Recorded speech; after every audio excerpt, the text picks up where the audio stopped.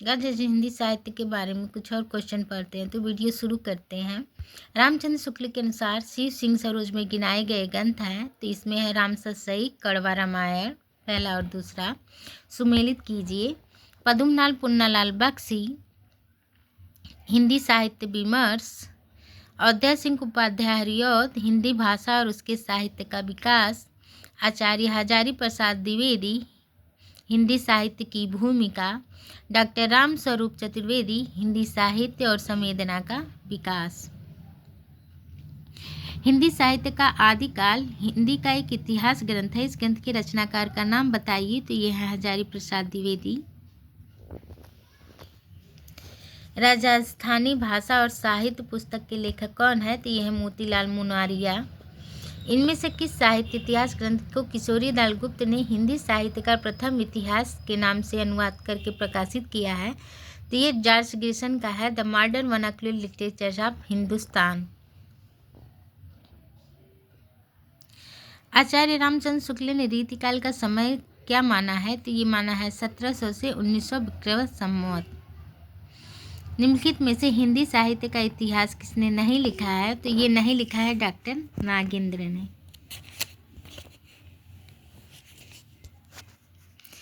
किस इतिहास लेखक ने अपने इतिहास ग्रंथ में लगभग 5000 कवियों का विवरण दिया है तो ये दिया है मिश्रबंधु विनोद ने।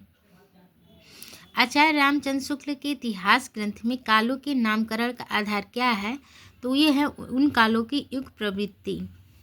इतिहास लेखन की सबसे विकसित पद्धति कौन सी है तो यह है विधेयवादी पद्धति। हिंदी साहित्य का इतिहास दर्शन नामक ग्रंथ के लेखक कौन है तो ये हैं नलिन बिलोचन शर्मा।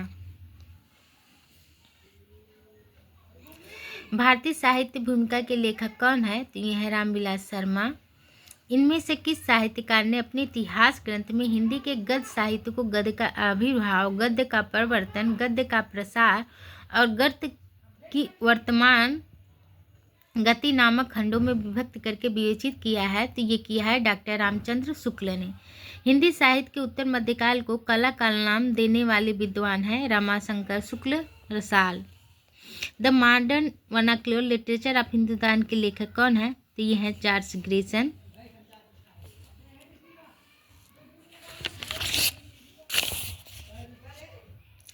हिंदी साहित्य के इतिहास लेखन की परंपरा का सूत्रपात किया था तो ये किया था गारसादा तासी ने।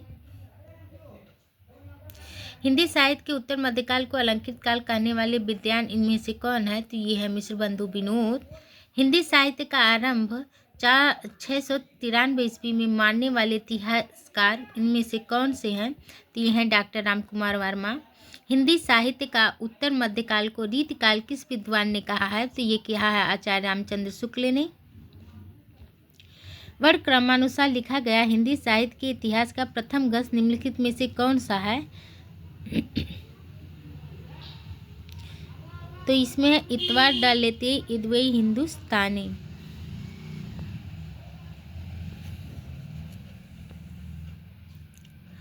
डॉक्टर गणपत चंद्र गुप्त के अनुसार हिंदी साहित्य के इतिहास का पुनः लेखन किस दृष्टिकोण के अनुसार किया जाना चाहिए तो ये किया जाना चाहिए था स्वतंत्र, तटस्थ एवं संतुलित दृष्टि से। आचार्य शुक्ल की ऐतिहासिक दृष्टि युग की परिस्थितियों को प्रमुखता प्रदान करती है। ऐतिहासिक कालक्रम के अनुसार निम्नलिखित में से कौन सा नामकरण गलत है तो ये है ऐतिहासिक कालक्रम के अनुसार निम्नलिखित में से कौन सा नामकरण गलत है जिसमें गाइस दिया है ये रीतिकाल। निम्नलिखित में से किस लेखक ने कालों की रचनाओं की विशेष प्रवृत्ति के अनुसार उनका नामकरण किया है तो ये किया है आचार्य रामचंद्र शुक्ल ने।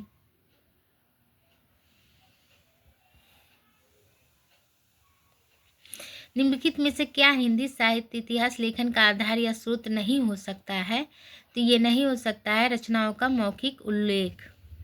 निम्नलिखित में से कौन सी पुस्तक आचार्य हजारी प्रसाद द्विवेदी की नहीं है तो ये हिंदी साहित्य की आलोचना नहीं है। आचार्य रामचंद्र शुक्ल के अनुसार आदिकाल का समय है तो आदिकाल का समय है संवत 1050 से 1375 विक्रमी संवत।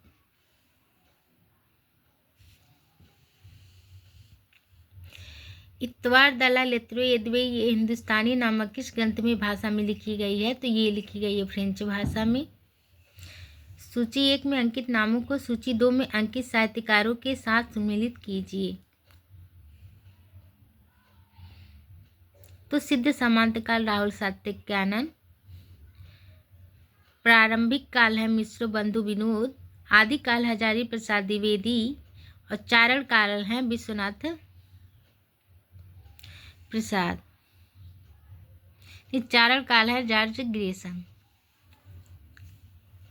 हिंदी को की प्रारंभिक काल को आदिकाल नाम किसने दिया है? तो ये दिया है हजारी प्रसाद द्विवेदी ने।